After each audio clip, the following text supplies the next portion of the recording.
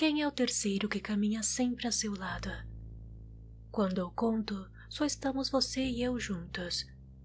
Mas quando olho para frente, na estrada branca, sempre há outro caminhando ao seu lado. Deslizando, envolto em um manto marrom, encapuzado. Não sei se é homem ou mulher, mas quem é esse que está do seu lado? Boa noite, estranhos. Sejam bem-vindos a mais um episódio do podcast Pesadelos Reais.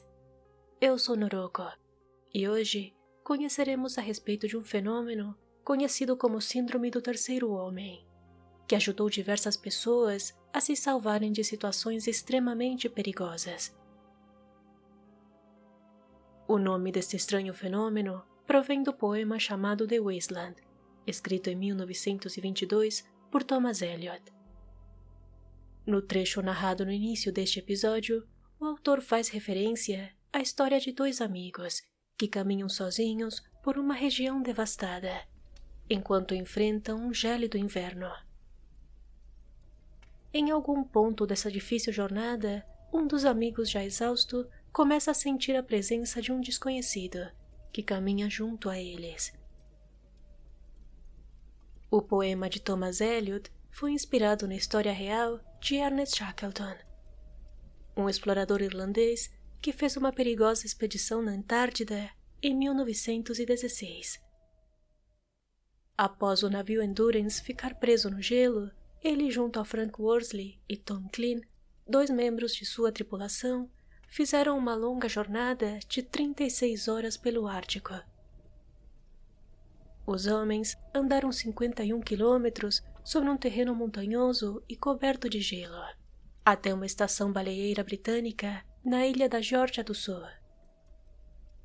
Em suas memórias, Shackleton relatou que ele e seus dois companheiros de viagem não estavam sozinhos. Eles foram acompanhados por uma quarta pessoa, na forma de uma presença invisível. Shackleton mais tarde se referiu a essa presença como sua companheira divina e descreveu: Eu sei que durante aquela longa e penosa marcha de 36 horas sobre montanhas e geleiras sem nome, muitas vezes me pareceu que éramos 4 e não 3.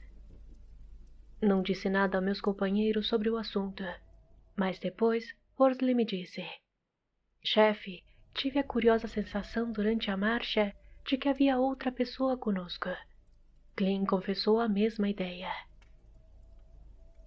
A síndrome do terceiro homem, também conhecido como fator do terceiro homem, é um estranho fenômeno que ocorre geralmente com pessoas que se encontram em uma situação de extremo perigo, onde o medo, a aflição e a angústia de estar sofrendo de ferimentos graves ou até mesmo em estados de quase morte se sentem de repente acompanhados por uma outra pessoa, que lhes dá conforto e as encoraja a enfrentar o perigo.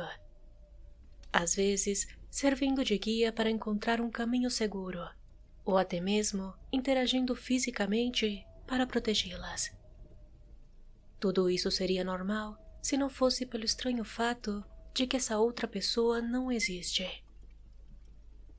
Algumas pessoas descreveram essas companhias incorpóreas como uma voz que somente eles conseguiam ouvir, enquanto outras afirmaram ter visto a presença de um outro indivíduo, do qual não era possível ver o seu rosto ou era difícil de identificar.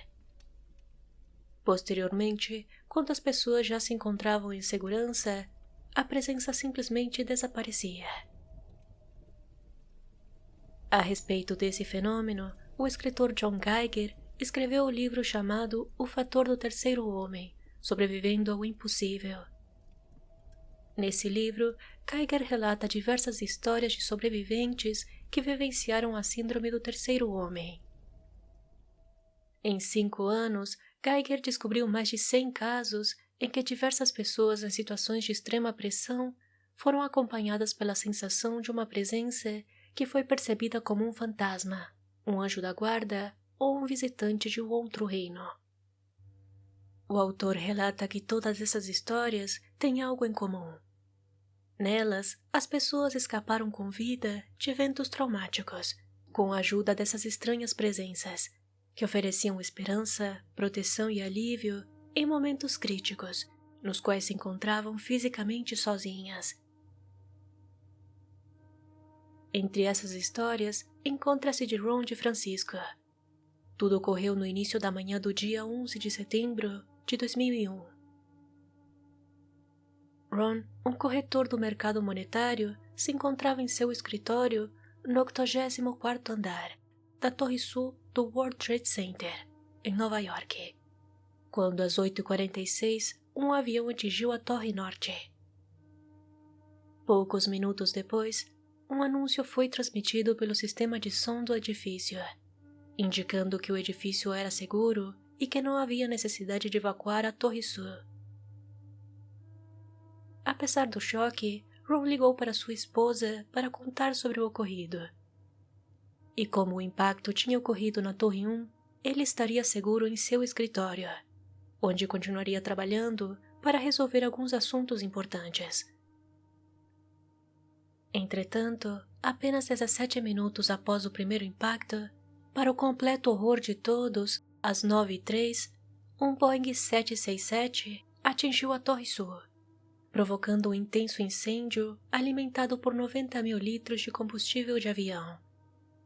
O Boeing atingiu a face sul da torre entre os andares 77 e 85. Devido ao forte impacto, Ron foi arremessado contra uma parede e foi atingido por diversos detritos do teto.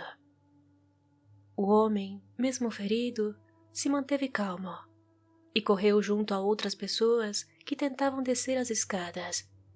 Mas uma escura fumaça começou a invadir os andares superiores. E uma mulher que vinha em direção oposta disse às pessoas que era muito perigoso descer por causa do fogo, e eles deveriam voltar para seus andares.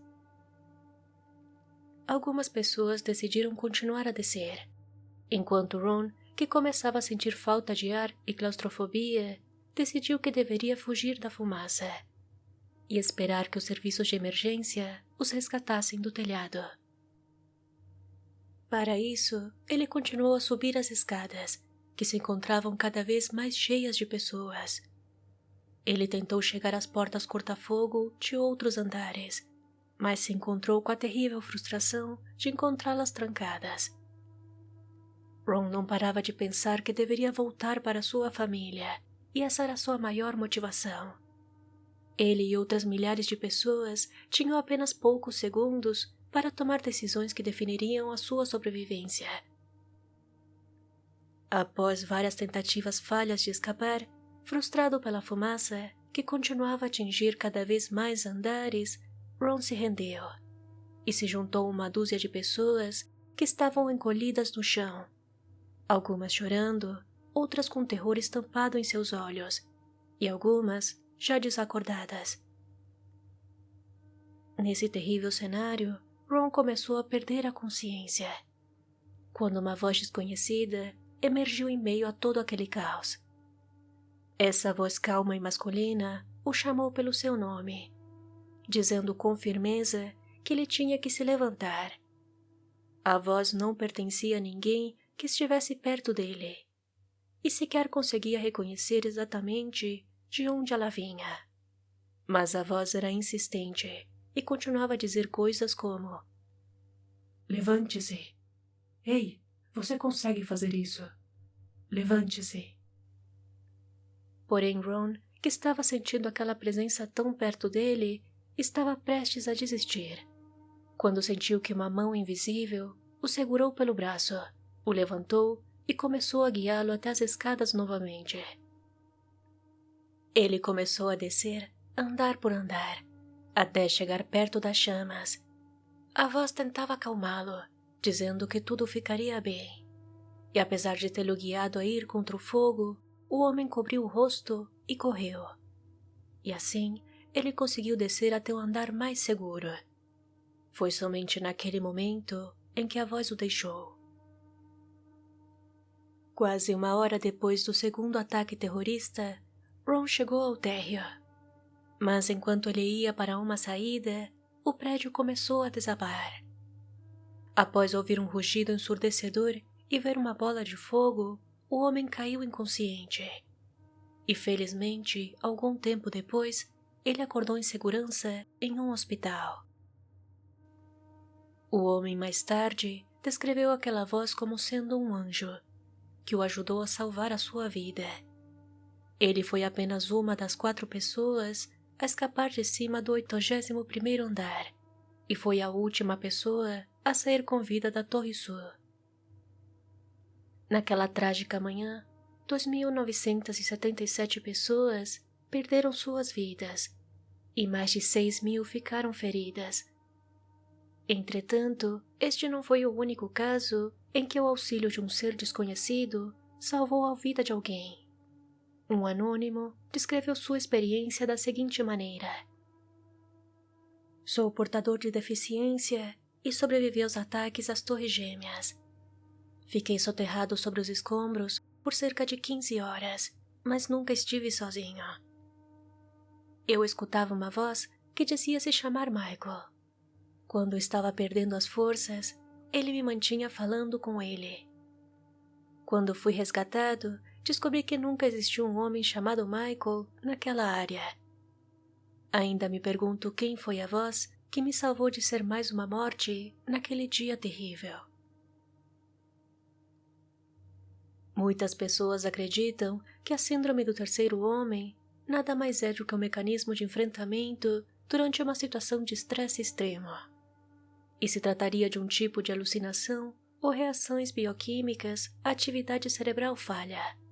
Entretanto, muitas pessoas acreditam em uma explicação mais espiritual para este fenômeno. Para o escritor John Geiger, a síndrome do terceiro homem sugere a ideia de que nunca estamos realmente sozinhos, e que quando mais precisamos, poderíamos acessar essa habilidade. Outro caso surpreendente relacionado a esse fenômeno ocorreu com os alpinistas James Seveny e Richard Whitmire. Os homens estavam escalando a montanha Deltaform quando viram que um grande pedaço de gelo se desprendeu e começou a cair montanha abaixo. Como os homens estavam fixados com parafusos de gelo, não podiam se desviar do caminho daquele pedaço de gelo, que felizmente caiu longe dos alpinistas. Mas pouco tempo depois, eles ouviram um forte estrondo e a neve começou a descer violentamente, arrastando os homens por mais de 2.000 pés até a base da montanha. Cerca de 1 hora após a queda, James abriu os olhos naquela paisagem branca e gelada, percebendo que havia ficado inconsciente todo aquele tempo. E logo, uma intensa dor lhe fez perceber que ele estava gravemente ferido. Durante a queda, James teve fraturas nas vértebras, costelas, em uma escápula e em um dos seus braços. Ele também quebrou o nariz e rompeu os ligamentos dos 2 joelhos. Mas, para seu horror, aquele pesadelo ainda não havia acabado, pois ao seu lado se encontrava o corpo do seu amigo Richard. Dando-se por vencido, o homem se enrolou perto do amigo e esperou pacificamente.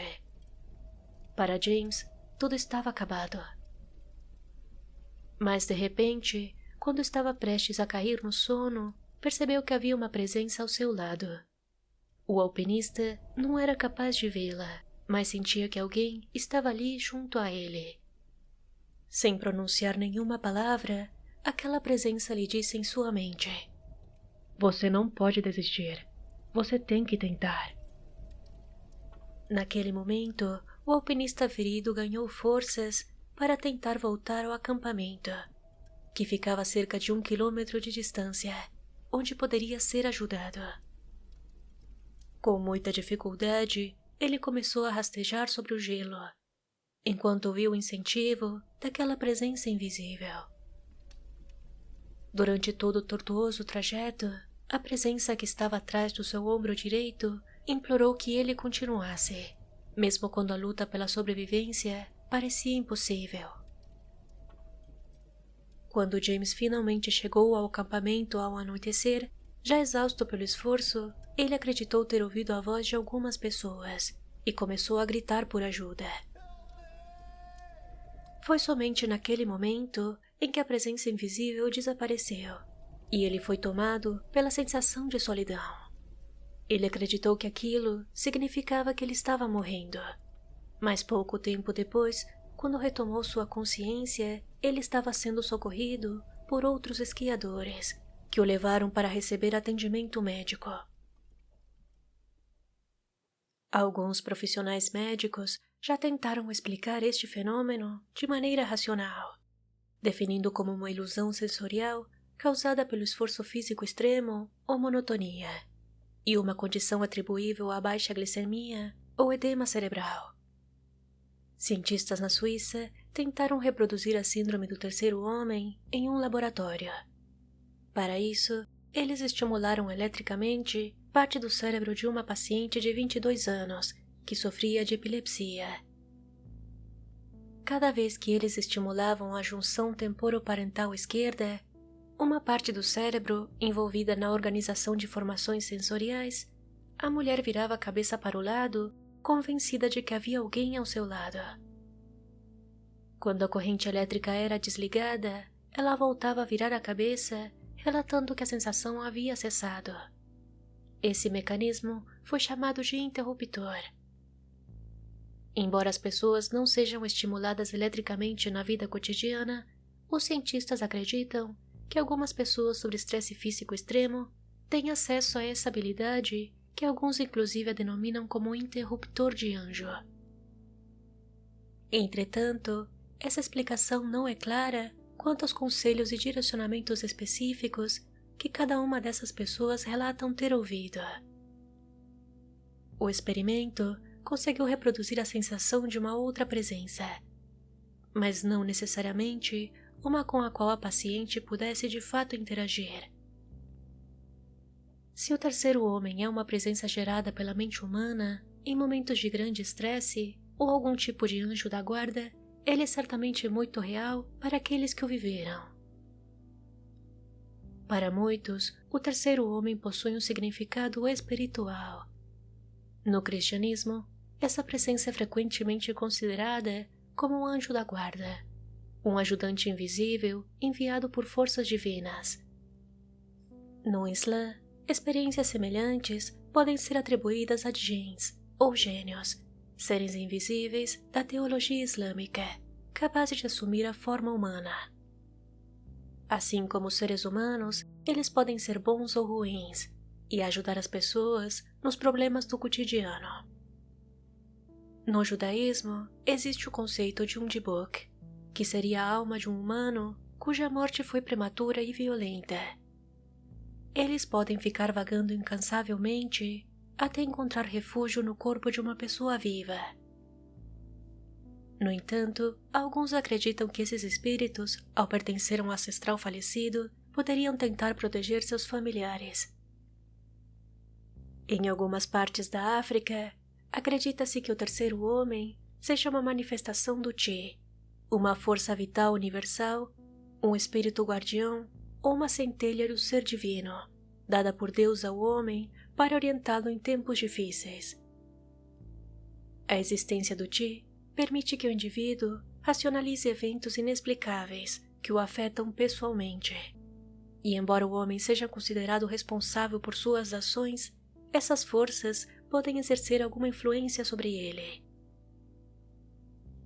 Em algumas tradições nativas americanas, consideram o fenômeno do terceiro homem como a presença de um ancião que oferece conselhos em momentos difíceis, na forma de um guia espiritual da vida após a morte. Mas os relatos não se limitam a casos extremos.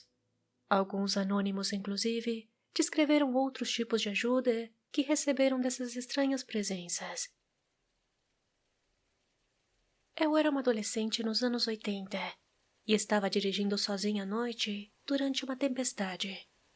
Odeio dirigir à noite, especialmente na chuva. De qualquer forma, acabei batendo em um buraco e um pneu estourou. Eu estava no meio do nada, mas de alguma forma consegui chegar a um estacionamento. Pelo que pude perceber, ele estava completamente vazio. Obviamente, isso foi antes dos telefones celulares ou qualquer outra coisa. Então eu ia tentar trocar o pneu por conta própria, quando percebi que não tinha um step no carro. Sentei-me no banco, tentando pensar no que fazer, quando ouvi um toque na janela do passageiro. Do lado de fora, ouvi uma voz masculina que dizia: "Precisa de ajuda, moça?" Logo após, senti meu carro sendo levantado e ouvi o som de alguém mexendo no pneu. Lembro-me de ter pegado uma chave de roda e saído do carro para tentar ver melhor o homem e saber o que ele estava fazendo.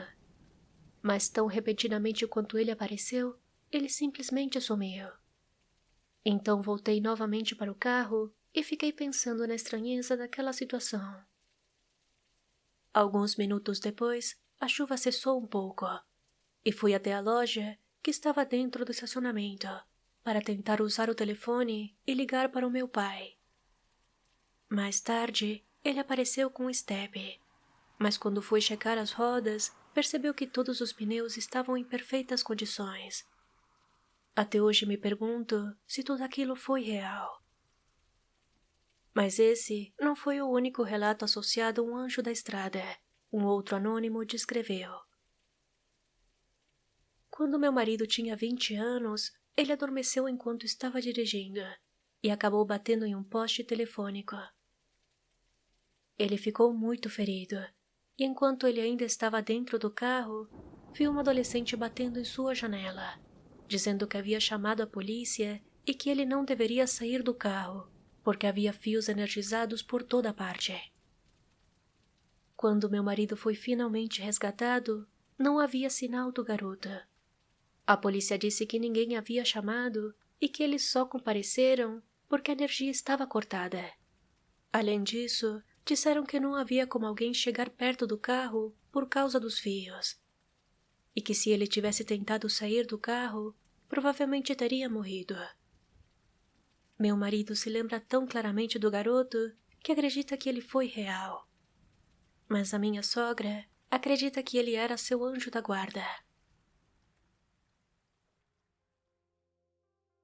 Independente da origem deste reconfortante fenômeno, fica claro que às vezes, em situações difíceis, apenas a presença de uma outra pessoa pode fazer uma enorme diferença na vida de alguém, inclusive mudando o trajeto de suas vidas, quando tudo parecia perdido. Mesmo que em alguns casos essas presenças não tenham dito sequer uma palavra, todos os indivíduos que testemunharam a existência de um terceiro homem relataram ter sentido uma grande sensação de conforto, e geralmente sentem que não teriam sobrevivido sem a sua ajuda. Apesar de que para alguns essa ajuda sobrenatural foi extremamente necessária, vale lembrar que em tempos difíceis, cada um de nós pode se converter no terceiro homem de alguém, somente oferecendo sua presença, mesmo sem ter muito o que dizer. E você? Conhecia este fenômeno? Já vivenciou alguma situação similar? Estou em busca de relatos pessoais para um episódio especial de Relatos dos Ouvintes. Se alguém se sentir confortável em contar a sua experiência, envie seu relato para o e-mail contatopesadelosreais@gmail.com ou para a DM do programa. Não é necessário se identificar. Se você gostou deste episódio, compartilhe com seus amigos. Não se esqueça de avaliar deixando 5 estrelas no Spotify e me siga no Instagram no @podcast Pesadelos Reais. Se quiser apoiar este programa, considere ser um apoiador. A partir de R$6 mensais, você estará me ajudando muito a manter este projeto em pé, produzir de forma mais frequente e melhorar o equipamento utilizado na produção. Procure o podcast Pesadelos Reais no Apoia-se ou verifique os links na descrição. Muito obrigada por ouvir até aqui e até o próximo episódio.